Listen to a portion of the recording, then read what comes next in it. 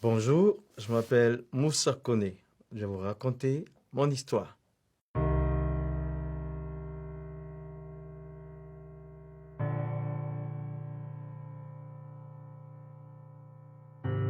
Mon père était un imam, mon grand-père était un imam, et moi j'ai été imam pendant 10 ans. J'étais l'assistant de mon père, qui était un missionnaire de l'islam. Et c'est lui qui m'a formé, m'a enseigné le Coran, et j'ai fini de lire les 114 chapitres pendant 5 ans, et on est revenu pour faire le tafsir, le sens de chaque mot, pendant 5 autres années. Et donc, mon père était pour moi un héros, je voulais lui ressembler, être un imam comme mon père, être un imam comme mon grand-père. Alors, il y avait cette question que j'ai posée à mon père. Pendant que nous lisons le Coran, si la mort intervient, est-ce que nous allons partir au paradis? Et là, sa réponse a été, on ne peut pas le savoir pendant que nous sommes vivants. Parce qu'il y aura des balances qui seront érigées au jour du jugement et ça va peser les œuvres de chaque personne.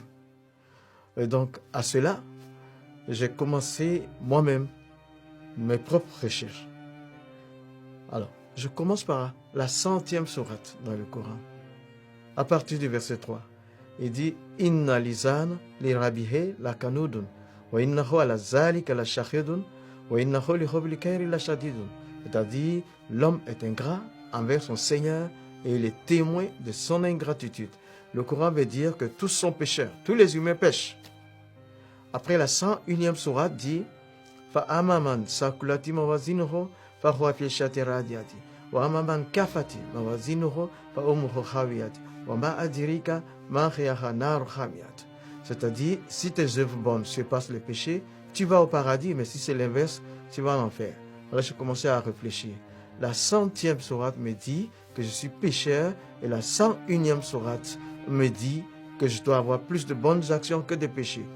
J'avais 35 ans, je ne connaissais pas le nombre de mes actions, ni bonnes ni mauvaises. Logiquement, je ne pouvais pas savoir mon séjour dans l'au-delà, ce qui m'attristait beaucoup. Et dans mes recherches, j'ai aussi découvert la personne de Jésus dans le Coran. Je le découvre d'abord avec des titres. Dans la 4e sourate, verset 171, il y a 3 titres au moins. Il y a Al-Masih, le Messie. Il y a Ruhullah, l'Esprit de Dieu. Il y a Kalimatullah, la parole de Dieu. Je suis donc le Messie, la parole de Dieu, l'Esprit de Dieu. Ensuite, je découvre que Jésus n'a jamais péché. Il n'a pas péché dans le Coran. Mais par contre, j'ai découvert les péchés des autres prophètes. Alors, le prophète de l'islam, 48e sourate, versets 1 et 2. Il dit, Allah lui dit, nous t'accordons la victoire pour te prouver que nous pardonnons tes péchés. Je dis, mais lui aussi, il a péché, mais Jésus, jamais. Il n'a pas péché. La 19e sourate dit, un enfant saint, sans péché, à sa naissance, un enfant saint, ça veut dire sans péché. Alors, je découvre après que Jésus a été crucifié, mais la sourate 4 d'abord, au verset 156 et 158, rejette la crucifixion de Jésus. Ces versets disent que quelqu'un d'autre a été crucifié à sa place. Mais par contre, la 3e sourate, le verset 55, un dialogue entre Allah et son prophète Jésus, dans le Coran, il dit « Izikal Allah » Allah dit « Ya Isa, toi Jésus, inni mutawafika, je te fais mourir, wa rafiuka, et je te lève à moi. Inni mutawafika, je te fais mourir, wa rafiuka, je te lève à moi. » Il dit, quand un mort est élevé, c'est qu'il est ressuscité. Les deux verbes, mourir et ressusciter et élever, sont collés par une conjonction. Ça veut dire Jésus est mort et ressuscité. Mais moi, je voulais savoir de quelle mort il est mort. Et je prends donc le verbe qui a été traduit en français, mourir. Tawafa est le verbe là. Tawafa, la première interprétation donne mort violente. La crucifixion est une mort violente. Deuxième interprétation, mourir pour atteindre un but. C'était le cas pour la crucifixion. La troisième interprétation, c'est mourir pour payer une dette. Ce qui veut dire la crucifixion.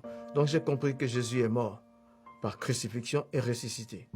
Maintenant, après tout ça, j'avais une décision à prendre. Je suis allé donc dans ma cabine, sachant que je ne pouvais pas de moi-même, je ne voulais pas quitter l'islam, mais je n'étais pas sauvé dans l'islam, dans le Coran. Donc, j'ai vu Jésus qui est au-dessus des autres. En ce moment-là, je devais prendre une décision. Mais j'ai interrogé Dieu. Je dis, je suis le 14e imam, depuis la génération de mon père. Et là, je sens que je ne suis pas sauvé.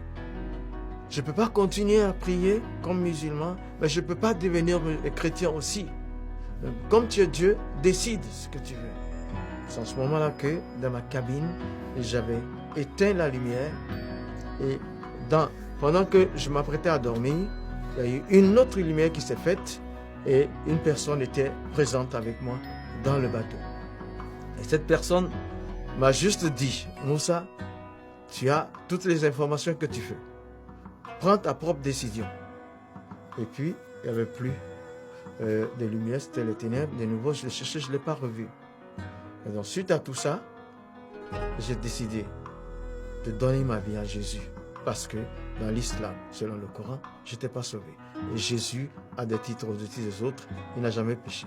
J'ai donc donné ma vie à Jésus en 1987. Et toi qui m'écoutes, quel que soit le pays dans lequel tu te trouves, là, quel que soit ton nom, un seul chemin pour aller au ciel, c'est Jésus. Il dit, Anna, moi, Hoa, je suis, Tariq, le chemin, Wal Haq, la vérité, Wal Hayat, la vie, Leza Ahad, pas un seul. Il a Ani, qui ne vienne à moi, il a Abi, ne peut arriver au Père.